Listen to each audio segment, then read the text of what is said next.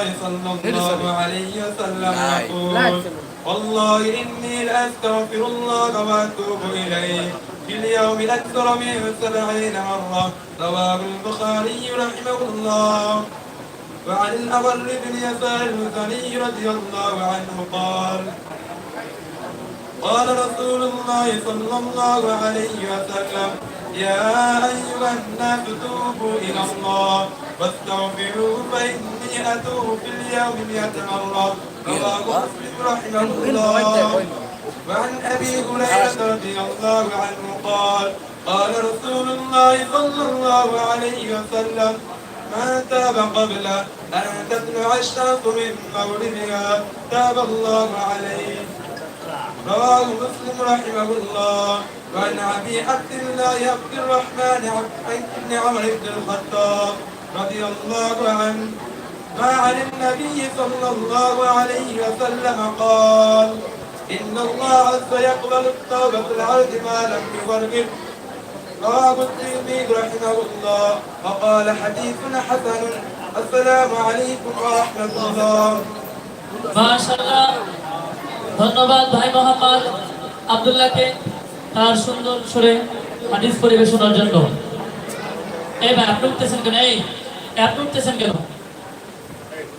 আপনাদের কি বসায় কষ্ট হইতেছে? মানে আটাআটি হয়ে গেছে? পিছন দিক থেকে একটু চাপেন, পিছনে একটু চাপেন। আপনাদের বিশ্রামের জন্য একটু সময় দেবেন, ঠিক আছে? ফজর পরে যদি সময় দিতাম তাহলে আনতে আনতে আবার হারাই যেত, ছাত্র উঠাইতে পারতাম না। আধা ঘন্টা বিশ্রামের জন্য সময় থাকবে।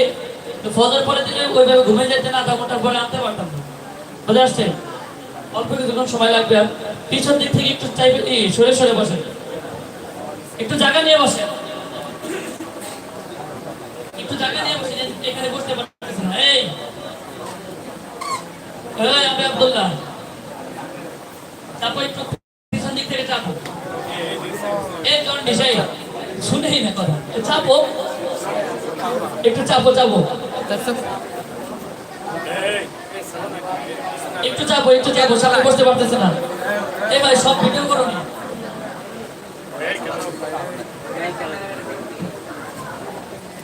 এই তোমার পিছনে নাম কি?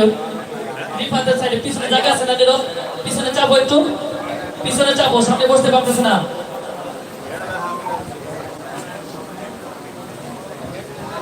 এই পর্যায়ে আমাদের সামনে হাদিস পরিবেশনার জন্য আসছেন জামাত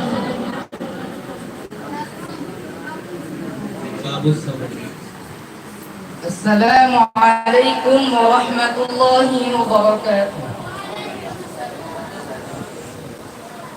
باب الصبر. بسم الله الرحمن الرحيم.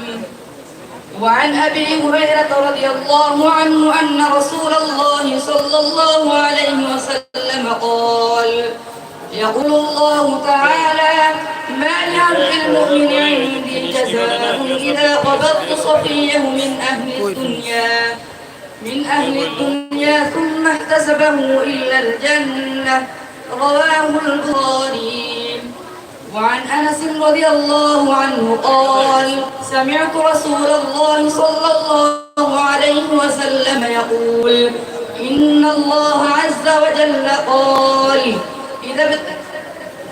إذا ابتليت عبدي بحبيبتيه فصبر عوضته منهما الجنة يريد عينيه.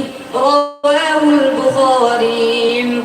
وعن أبي هريرة رضي الله عنه قال قال رسول الله صلى الله عليه وسلم من يرد الله به خيرا يصبه منه. رواه البخاري. وعن أبي هريرة رضي الله عنه أن رسول الله صلى الله عليه وسلم قال ليس الشديد بالسرعة إنما الشديد الذي يملك نفسه عند الغضب. متفق عليه. السلام عليكم ورحمة الله وبركاته. মাশাআল্লাহ। ধন্যবাদ ভাই মোহাম্মদ ফয়জুল করিমকে। এই পর্যায়ে আমাদের সামনে হিফজুল হাদিসের প্রতিযোগিতা নিয়ে আসছেন ভাই মোহাম্মদ কাউসার আহমদ। ভাই মোহাম্মদ কাউসার আহমদ প্রস্তুত থাকবেন।